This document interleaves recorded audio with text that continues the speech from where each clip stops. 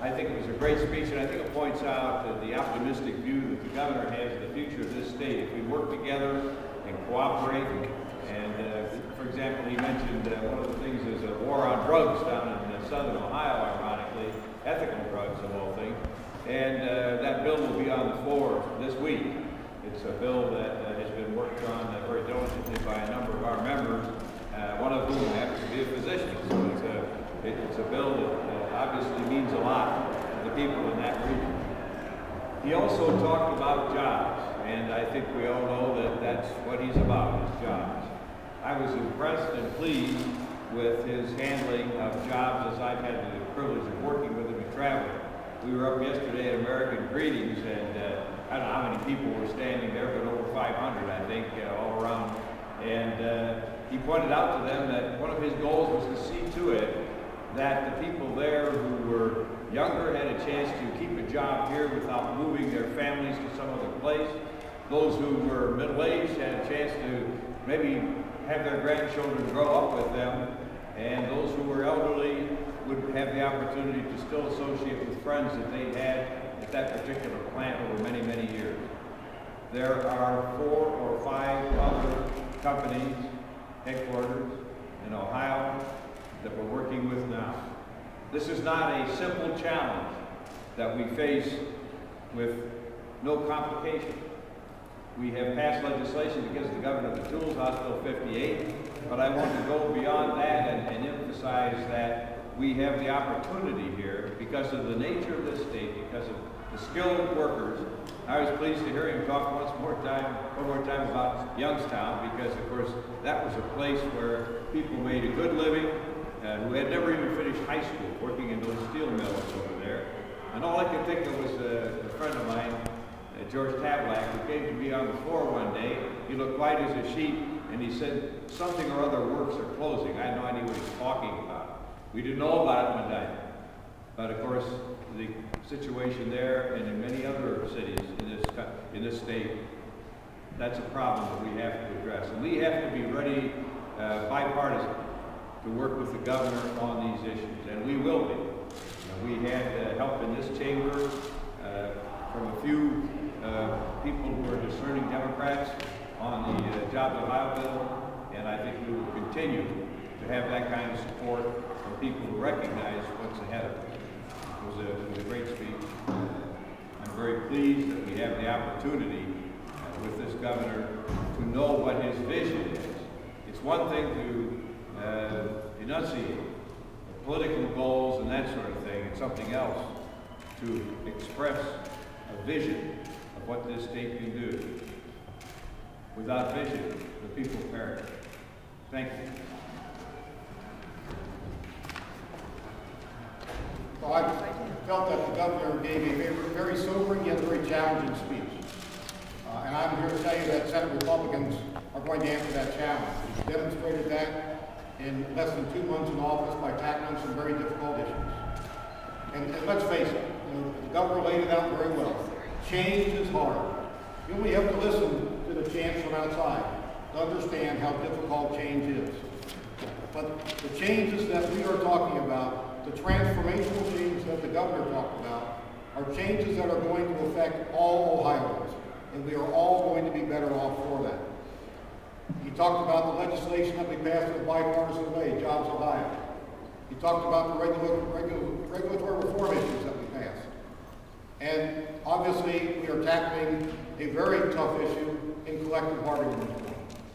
But those are initiatives that are absolutely essential if we are to provide our state and local governments with the tools they need to manage a very difficult environment. We are trying to give our local governments the same tools that every family uses when they manage their own budget. Give them the flexibility to manage within their means. And I am confident, as I stand here with my leadership team and those that have stood with us in our caucus, that we are going to be a partner with the Speaker and his team and with the Governor to make sure that Ohioans do prosper, that they are in a position to get the jobs they so earnestly want.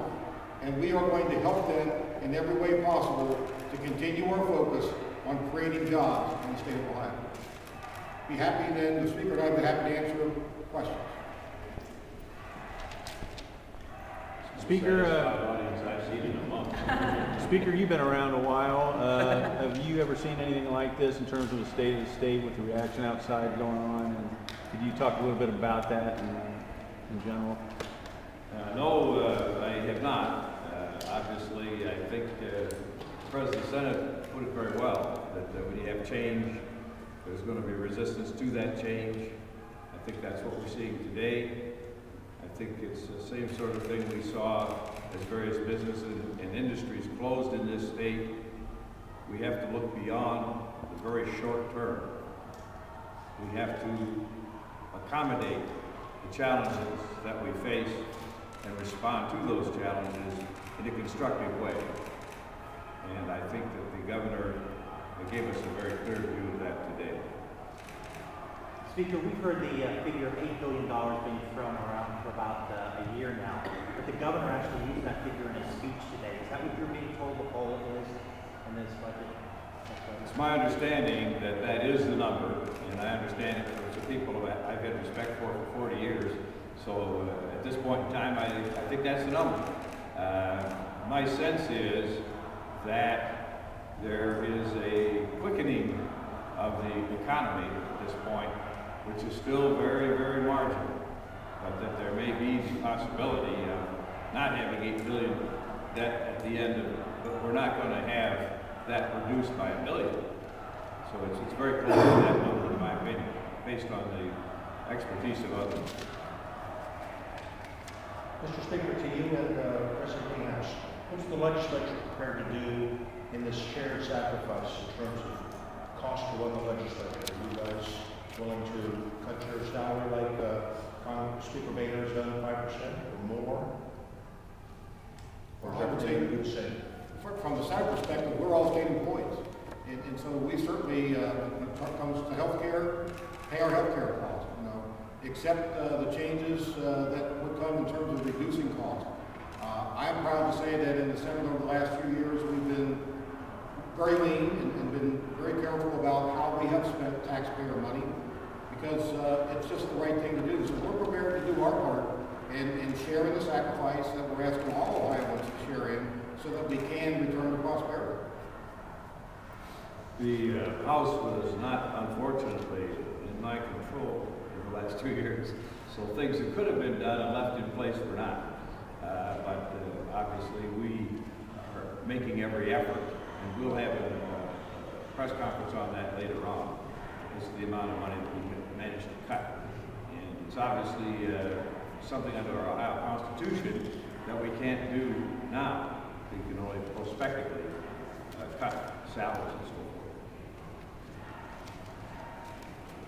Governor seemed to throw down the gauntlet on the nursing homes, getting a lot of Medicaid money, but every governor has for the last 12 years. Are you guys prepared to back him up? And it always seems like the legislature gives back a little on what the executive proposes on that. Are you guys ready to follow his lead in that regard? Well, having done a lot of work on the Medicaid budget over the years, I can tell you the message that I heard is a message that probably you've heard from your mother and father. I want to stay at home. And any of you that have been in a situation with elderly parents know that that's where they prefer to be. Their quality of life, they feel much safer there. They feel better there because they're more comfortable there. The surroundings are familiar. There's a side benefit to that. The state saves money. But let's not forget the parts that you can't quantify with dollars, and that's the quality of life. But there comes a point in many people's lives where they need skilled nursing facilities. And so we need to make sure the infrastructure is there. We need to make sure that the people providing those skilled services that you cannot provide in a home setting are there. And so the message I heard from the governor was, let's make sure that the elderly have a choice. And let's give a preference to allow them to stay at home. And I think that if I went back and talked to my parents, that's what they would say. Let me stay at home as long as I can. But someday, if I need to take another step, I want to make sure the resources are there so that I can take that next step and live my life in dignity. I think one of the things that for each of us involved in this is personal, as you have just said, Mr. President. My mother was in a nursing home for many years. She had Alzheimer's. She was 5 handicap in her junior year, but the last part of her life, she didn't know us. That cries out for the kind of help that the nursing home industry provides. My dad watches me every day that we're having session out here. He's got a television set up of some kind. I'm technologically challenged, I don't understand it. But he actually can watch me from his bed in the dining room of his home. And he's still very sharp, he still reads, and he's happy at home. And I would not want him not to be there no matter what, as long as the finances are there for him to do that. And there are thousands and thousands of people in that latter situation. And I don't think it's too much to say that we ought to be exploring all the possibilities for people to remain in their homes. The difference in cost is obvious, the governor mentioned it. But beyond that, there's a quality of life that is in our homes. Dad moved there when he came back from the war in '45, and he's been nervous since. And he doesn't want to go anywhere else. That's a blessing. Senator Niehaus, the governor said that during the campaign the week before, he warned about using stimulus money for operations. Governor Strickland was only able to do that with the votes your caucus gave him. Is that a mistake, and do you regret that now? I don't regret it because at the end of the day, we have a responsibility to govern. And I was in those meetings when we were trying to come up with what someone would refer to as a purely Republican alternative. And there just weren't enough votes for it. We had members who wanted to rely on BLT revenue. Well, where would we have been had we relied on $500 million or $1 billion of BLT revenue? It never materialized. So at the end of the day, under the leadership of President Harris, we had to make a tough decision, and we had to govern. We had to keep the state operating, and we did it. So given the alternatives and the choices that we had at the time, I would say no, it was not a mistake. I much prefer some of the ideas that I've heard from Governor Kasich. I'm looking forward to seeing the details of his budget because it is going to be a challenge, and we are going to have to make sacrifices. But at the time, we made a decision based on the information and, frankly, the financial resources we had available to us at that time. It's different now. We have a different leader with different ideas, and I'm looking forward to accepting that challenge.